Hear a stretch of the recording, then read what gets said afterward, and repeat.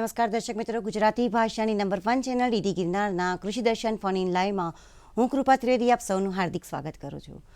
મિત્રો, ખેતીમાં કોઈપણ પાકમાં સફળ ઉત્પાદન માટેના અગત્યના પરિબળોમાં બીજ એ ખૂબ જ અગત્યતા ધરાવે છે. પરંપરાગત બીજ ઉત્પાદન માટે કૃત્રિમ ખાતરો અને અન્ય રસાયણોનો ઉપયોગ થતો હોય છે.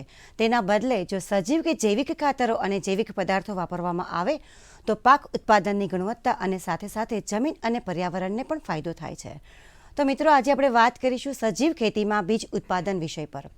આ વિષય પર આપના તરફથી પ્રશ્ન આવકાર્ય છે. અમારા ફોન નંબર્સ છે 079 2685 3814 અને 079 2685 3816. તો સજીવ ખેતીમાં બીજ ઉત્પાદન આ વિષય પર માહિતી અને માર્ગદર્શન આપવા માટે વિષય નિષ્ણાત તરીકે આપણી સાથે ઉપસ્થિત છે ડૉક્ટર એનવી સોની સર, કે જેઓ મદદનીશ પ્રાધ્યાપક તરીકે સરદાર કૃષિનગર દાંતીવાડા કૃષિ યુનિવર્સિટી ખાતે ફરજ બજાવે છે. નમસ્કાર ડૉક્ટર એનવી સોની સર, કૃષિ દર્શન ફોન ઇન લાઈવ અને સ્ટુડિયોમાં આપનું હાર્દિક સ્વાગત છે. સજીવ ખેતીમાં બીજ ઉત્પાદન આ વિષય પર અમે આપની પાસેથી ઘણી બધી માહિતી મેળવીશું. તો સૌપ્રથમ એ જ પ્રશ્ન કે સજીવ ખેતી શું છે અને તેની મહત્વતા શું હોય છે? આજે જે ખેડૂતો ખેતી કરી રહ્યા છે તે પરંપરાગત ખેતી છે. હવે પરંપરાગત ખેતીમાં ખેડૂતો શું કરે છે, જે કૃત્રિમ રસાયણો છે, કૃત્રિમ ખાતરો છે, તેનો દિવસે ને દિવસે ઉપયોગ વધતો જાય છે. હવે આવા કૃત્રિમ પદાર્થોની જગ્યાએ જો સજીવ ખેતીમાં કૃત્રિમ રસાયણોની જગ્યાએ જો સેન્દ્રિય પદાર્થો છે, લીલો પડવાશ છે, જૈવિક ખાતરો છે, આ જૈવિક ખાતરો, આ બધી વર્મી કમ્પોસ્ટ છે, આ જે અલગ અલગ જૈવિક પદાર્થો છે તેનો જો ઉપયોગ કરીને ખેતી કરવામાં આવે તો આ પ્રકારની ખેતીને આપણે સજીવ ખેતી તરીકે કહી શકીએ. જી સર, ખૂબ જ સરસ વાત કરીએ. ત્યારે જ આપણા પ્રથમ કોલર મિત્ર ધીરજભાઈ રબારી ડેર પાટણથી ફોન લાઈન પર જોડાયા છે. હેલો. નમસ્કાર કૃપાબેન. જી નમસ્કાર ધીરજભાઈ, કૃષિ દર્શન ફોન ઇન લાઈવમાં આપનું સ્વાગત છે. આપનો પ્રશ્ન જણાવો. મહેમાનને પણ નમસ્કાર, ધન્યવાદ. હવે મારો પ્રશ્ન કહેતા પહેલા દીદી ગિરનાર તેમજ કૃષિ દર્શનની આખી ટીમને જે લંપી રોગ વિશેની જે જાણકારી આપતો કાર્યક્રમ પશુપાલન વિભાગ ગુજરાત સરકાર, આ માટે આખી ટીમને ખૂબ ખૂબ અમે ગોપાલક અને માલધારી સમાજ આપનો આભાર માનીએ છીએ. જી આભાર આપનો. મારો પ્રશ્ન એ છે કે જે આપણે સજીવ ખેતીના જે બીજની વાત કરી, તો સજીવ ખેતીમાં કયા કયા પાકોનું એક તો વાવેતર થાય એક, અને એનું બીજ લેવા માટે આપણે ક્યાં જવું પડે, તાલુકા મથકે જવું પડે કે ખેતીવાડી ખાતાને કોઈ ખાતાનો કોન્ટેક્ટ કરવો પડે, આ વિશેની સંપૂર્ણ માહિતી કૃપાબેન સાહેબ જોડી જોઈએ છે. જી ધીરજભાઈ, ચોક્કસથી આપણે સરને વિનંતી કરીએ કે આપને માર્ગદર્શન આપે. ખૂબ જ સરસ પ્રશ્ન છે આપનો. હવે જ્યારે સજીવ ખેતીની તમે અલગ અલગ પાક વિશેની વાત કરો છો, તો સજીવ ખેતીમાં આપણે કોઈ પણ પાકની આપણે વાવેતર કરી શકાય છે. મુખ્યત્વે આપણે જે ખાવા માટે યોગ્ય જે ધાન્ય પાકો છે, કાં તો કઠોળ પાકો છે, શાકભાજી પાકો છે, તેની ખેતી કરવામાં આવે તો તમને વધુ સારું ઉત્પાદન મળવાના ચાન્સીસ હોય છે. હવે જ્યારે બીજી વાત કરીએ કે સજીવ ખેતીમાં બીજની વાત કરીએ, હવે સજીવ ખેતીના ધારાધોરણો મુજબ જે બીજની વાત છે, તો સજીવ ખેતીમાં આપ કોઈ પણ બીજનો ઉપયોગ કરી શકો છો. પરંતુ સજીવ ખેતી માટે જે વાપરનાર તમારે જો આપને જો સજીવ ખેતી માટે સર્ટિફિકેશન લેવું હોય તો આ સર્ટિફિકેશન માટે જે બીજની રિક્વાયરમેન્ટ છે, જે માતૃબીજ છે, તે સજીવ ખેતીથી ઉત્પન્ન થયેલું હોય તે ખૂબ જ જરૂરી બની રહે છે. જો આ માટે જો આપની પાસે સજીવ ખેતીથી ઉત્પન્ન થયેલું બીજ આપની પાસે અવેલેબલ હોય તો એનો આપ સીધો ઉપયોગ કરી શકો છો. જો આપની પાસેથી આ બીજ ઉપલબ્ધ ના હોય તો આ પરંપરાગત ખેતીથી ઉત્પન્ન થયેલું બીજ છે, જેને કોઈ પણ રસાયણની માવજત આપ્યા વગર પ્રથમ વર્ષ માટે ઉપયોગમાં લઈ શકો છો, પરંતુ બીજા અને ત્રીજા વર્ષ બાદ તે સજીવ ખેતીથી ઉત્પન્ન થયેલું બીજ આપ યુઝ કરી શકો છો. અને વધુમાં જણાવી શકીએ કે જો આ બીજ આપણી પાસે અવેલેબલ ના હોય તો આપની આસપાસમાં કોઈ સજીવ ખેતી કરાવતા ખેડૂત હોય તો તેની પાસેથી પણ આ બીજ આપ લઈ શકો છો. જી સર, ખૂબ જ સરસ વાત કરી. હવે ગુણવત્તાસભર બીજ એટલે શું અને તેનો ઉપયોગ છે તે શા માટે વધારે જરૂરી છે? હવે ગુણવત્તાસભર બીજની આપણે વાત કરીએ, એ ગુણવત્તાસભર બીજ સમજતા પહેલા આપણે બીજ એટલે શું એ સમજી લઈએ કે કોઈ પણ ખેતી પાક છે, એ કોઈ પણ ખેતી પાક, જેમ કે ધાન્ય પાકો લઈએ, અનાજ પાકો, ધાન્ય પાકો લઈએ, કઠોળ પાકો લઈએ, તેલીબિયા પાકો લઈએ, તેમાં આપણે ખેતી વાવેતરના એકમ તરીકે આપણે બીજ વાપરતા હોઈએ છીએ. જ્યારે જે ફળ પાકો છે તે ફળ પાકોમાં આપણે વાવેતરના એકમ તરીકે આપણે કલમનો ઉપયોગ કરતા હોઈએ છીએ. જ્યારે બટાકા જેવા પાકો છે તેમાં આપણે વાવેતર માટે ટ્યુબરનો ઉપયોગ કરતા હોઈએ છીએ, અને ડુંગળી જેવા પાકમાં આપણે બલ્બ એટલે આખી ડુંગળીનો ઉપયોગ કરતા હોઈએ છીએ. આ દરેકને આપણે બૃહદઅંશે બીજ કહી શકાય છે. હવે રાજ્યની જે બીજ પ્રમાણન એજન્સી છે, એ રાજ્યની બીજ પ્રમાણન એજન્સી જે તે પાકના જે જનીનિક શુદ્ધતા, ભૌતિક શુદ્ધતા અને સ્ફુરણશક્તિના ટકા અને એની બીજની તંદુરસ્તી, આટલા જે ધારાધોરણને ધ્યાનમાં રાખી અને તેની પ્રમાણનની કામગીરી કરે છે, આ પ્રમાણિત બીજને આપણે ગુણવત્તાસભર બીજ આપણે કહી શકાય છે. આ જે ગુણવત્તાસભર બીજ છે તેનો જનનિક શુદ્ધતા સારી હોવાને લીધે તેના આનુવાંશિક જે તે જાતના આનુવાંશિક ગુણધર્મો એમાં રહેલા હોય છે. આ ઉપરાંત તેની ભૌતિક શુદ્ધતા શુદ્ધ હોવાને કારણે તેમાં રોગિષ્ટ બીજ પણ ઓછા હોય છે, તેનો ઉગાવો પણ સારો આવે છે અને જે ઉગે છે તે બધા સાથે ઉગે છે અને એનો જે વિગર આપણે કહીએ જુસ્સો કહીએ એ જુસ્સો પણ સારો હોય છે અને તેના સ્ફુરણ શક્તિના ટકા સારા હોવાને લીધે એક સરખો પાક ઉગે છે અને ઉત્પાદન પણ સારું મળવાના ચાન્સીસ હોય છે. જી સર, ખૂબ જ સરસ વાત કરી. હવે બીજને પ્રમાણિત કરવાના જે ધારાધોરણો હોય છે એ કયા કયા હોય છે અને ખાસ તો એ જાણકારી આપો સર કે એ બીજ પ્રમાણન છે તે કોના દ્વારા કરવામાં આવતું હોય છે? હવે જો બીજ પ્રમાણની વાત કરવામાં આવે તો બીજ પ્રમાણના મુખ્યત્વે 4 ધારાધોરણો છે. તો એમાં સૌ પ્રથમ વાત આવે તો એ સૌ પ્રથમ છે આપણે જનનિક શુદ્ધતા.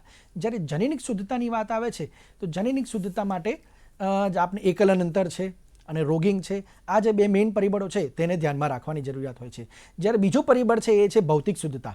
તો ભૌતિક શુદ્ધતા માટે આપણે જ્યારે પાકની કાપણી થયે જ્યારે તેની સુકવણી, તેની સાચવણી અને સંગ્રહ દરમિયાન અને આ ઉપરાંત જ્યારે એની સફાઈ કામગીરી કરતા હોય એ દરમિયાન જે અન્ય પાકનો બીજ છે, રોગિષ્ટ બીજ છે તે એમાં ના આવી જાય તેની આપણે તકેદારી રાખવાની જરૂર હોય છે.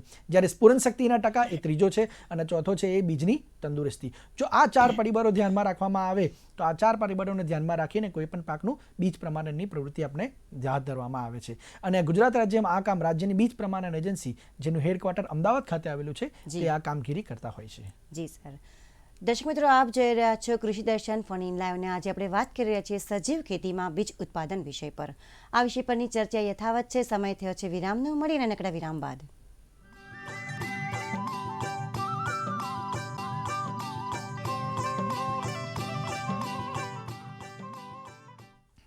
દર્શક મિત્રો, વિરામ બાદ ફરીવાર આપ સૌનું હાર્દિક સ્વાગત છે. આપ જોઈ રહ્યા છો કૃષિ દર્શન ફોન ઇન લાઈવ.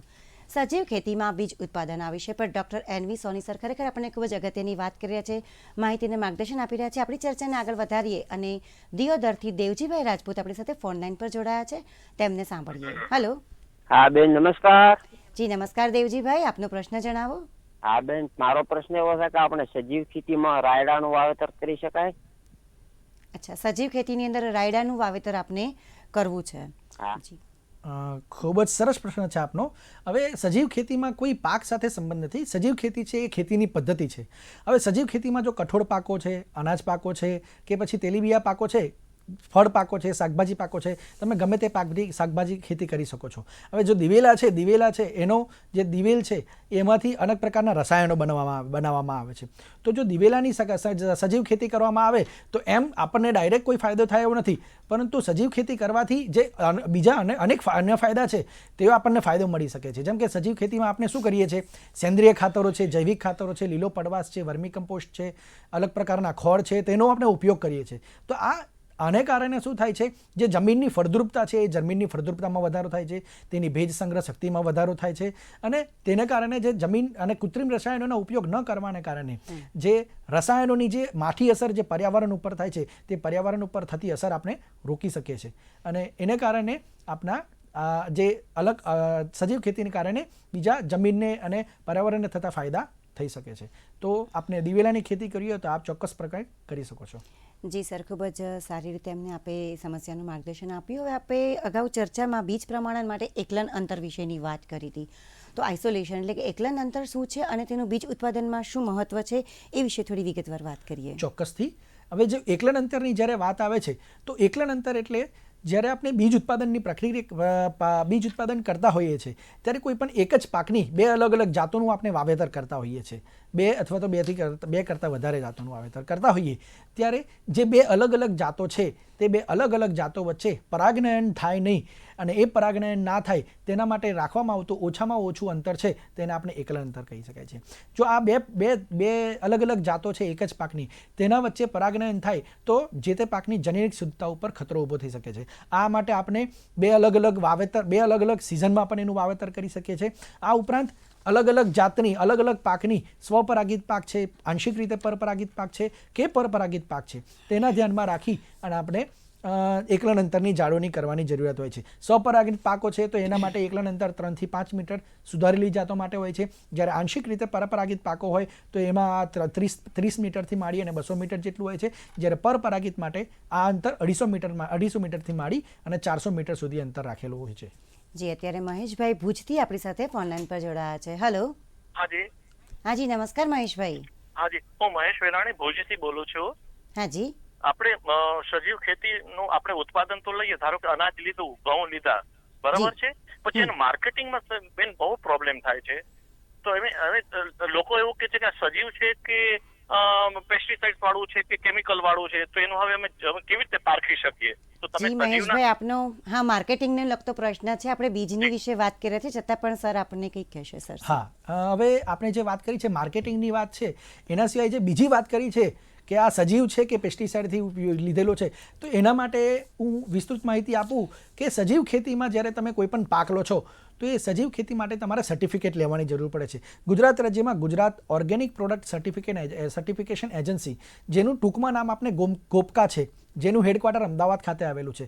તો આ અમદાવાદ ખાતે જે સંસ્થા છે તે સંસ્થા સજીવ ખેતીમાં સર્ટિફિકેશન આપવાનું કામગીરી કરે છે.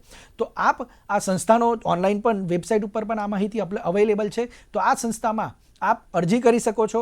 જે આપ પરંપરાગત ખેતી કરતા હોય કે સજીવ ખેતી કરતા હોય, એ સજીવ ખેતી પરંપરાગત ખેતીમાંથી સજીવ ખેતી માટે તબદીલીનો સમય છે, એ તબદીલીનો સમય તમારે ધ્યાનમાં રાખવાનો છે. અને જો આ જે ગોપકા છે તે ત્યાં સજીવ ખેતી સર્ટિફિકેશન લેશો તો એ તમને સજીવ ખેતીનું સર્ટિફિકેટ આપે છે. અને જે સજીવ ખેતી માટે જે લોગો છે એ લોગો પણ આપણને પ્રોવાઈડ કરે છે. અને એ લોગો સાથે જો આપ વેચશો તો એ લોગોથી આપણે અલગ પાડી શકીએ છીએ કે ખરેખર આ સજીવ ખેતીથી ઉત્પન્ન થયેલું છે. તો આપે આ ગોપકાનો સંપર્ક સાધી અને સજીવ ખેતી માટે સર્ટિફિકેટની કામગીરી કરવી જોઈએ. જી, અત્યારે એક મહિલા ખેડૂત ઇન્દિરાબેન માણાવદરથી આપણી સાથે ફોનલાઈન પર જોડાયા છે. હેલો. નમસ્કાર. નમસ્કાર ઇન્દિરાબેન, કૃષિ દર્શન ફોન ઇન લાઈવમાં આપનું સ્વાગત છે. મેં થોડુંક મોડું ટીવી ચાલુ કર્યું, એટલે મારો પ્રશ્ન એ છે કે સજીવ ખેતી એટલે શું, તેનાથી થતા ફાયદા અને તેનું મહત્વ તે સમજાવો, મહેરબાની. તો ચોક્કસથી.